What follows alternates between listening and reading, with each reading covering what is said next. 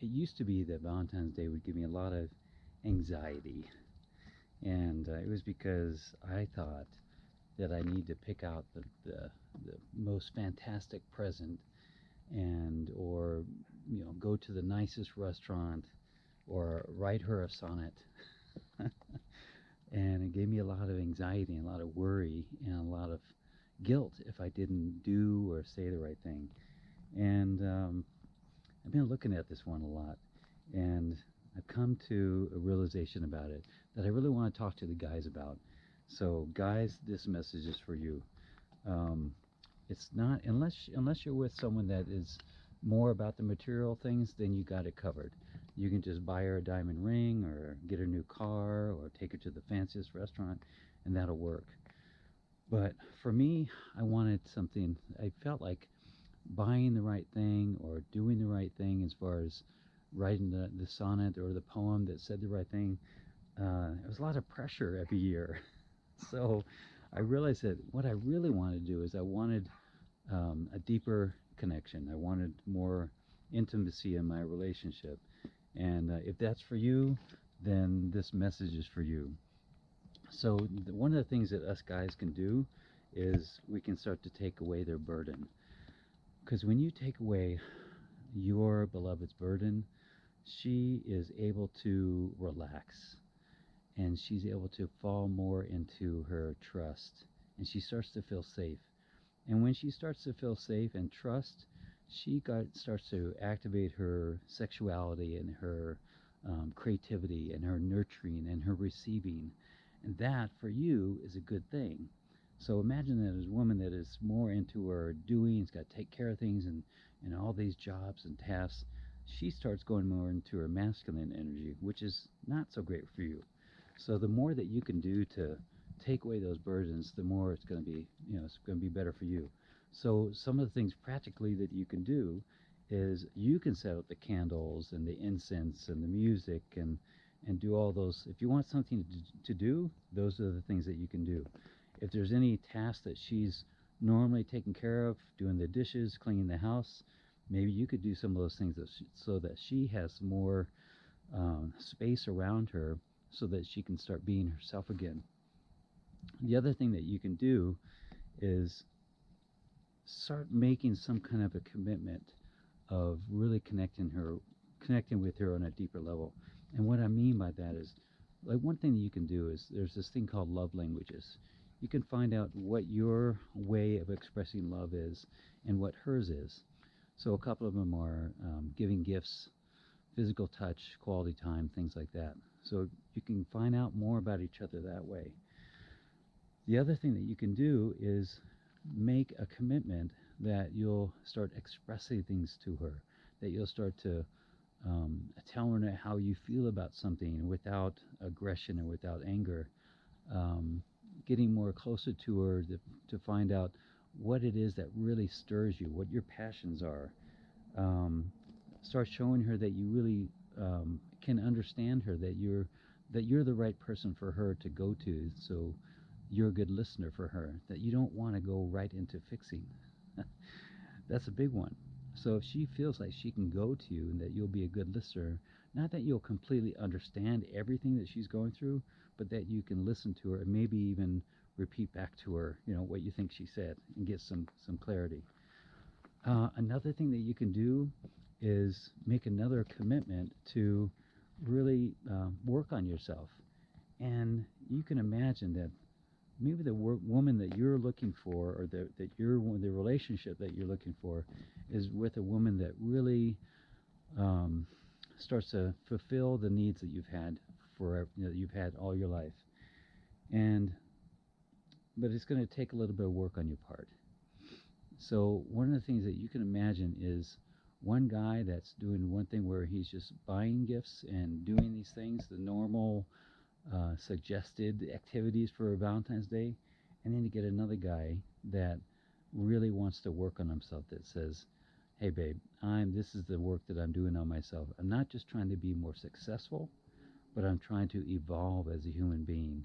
And I want to look at my stuff. I want to look at my old beliefs about myself and my triggers and my things like that. So It's not something that's going to happen overnight, but if you can commit to her that, hey, this is just something that I'm going to work on. It's not going to be the same old dynamics that we've been having in the past where we start getting further and further away from each other. This is actually something that I've committed to work on. So you find yourself a teacher, a counselor, a shaman, something, and I would suggest something, if it's going to be therapy, also look at something beyond therapy. So alternative therapy, shamanism, um, looking for someone that can speak outside the box. So those are things that really go a long way for really clearing those limiting beliefs and causing yourself to create a new version of you. And I know this is something that I went through too, that it's this thought in my head of, well, this is kind of me, you know. I'll be 60 in a couple of years, and I would think to myself, well, I'm kind of at the end of my road here, maybe, and this is about as good as it's going to get. So, but I didn't realize that I was being invited to pull out another version of myself, and it was only my mind that was controlling me, saying, "You don't have to do nothing. You're good. You just have to deal with it. And if you can't love me here, then you'll never love me." It's all the overactive mind. But here's something that I'd like to invite you to consider. What she needs you to be is what you long to become, and you just haven't known how. And what you need her to be is what she longs to become, and she just hasn't known how. So in the past, you guys have just been stuck in this loop, this dynamic that it's more about her ego against your ego. And excuse me, it may be his ego against your ego if you're in a homosexual relationship. Don't want to leave that out. So I would just say that you might consider that there's something that is being pulled out of you, and you've been resisting it for a long time. And if this isn't for you, then this is the wrong video for you. But if it's starting to hit a little nerve in you, then this might be something for you to think about. It's not about the things you buy or the reservations you make or the poem that you write. It's really about connecting with her on a deeper level, or connecting with him on a deeper level.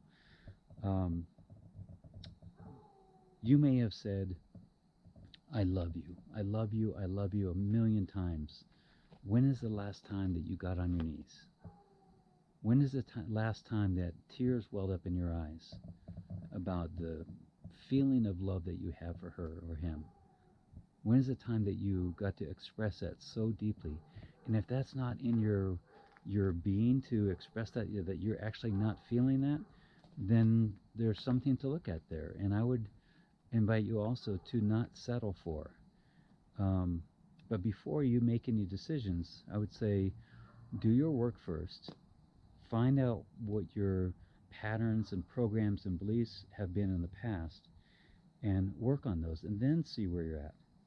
One of the things that was really strong for me is I've been in this guilt and obligation for a long time in my life, and it kind of ran my life until a few years ago.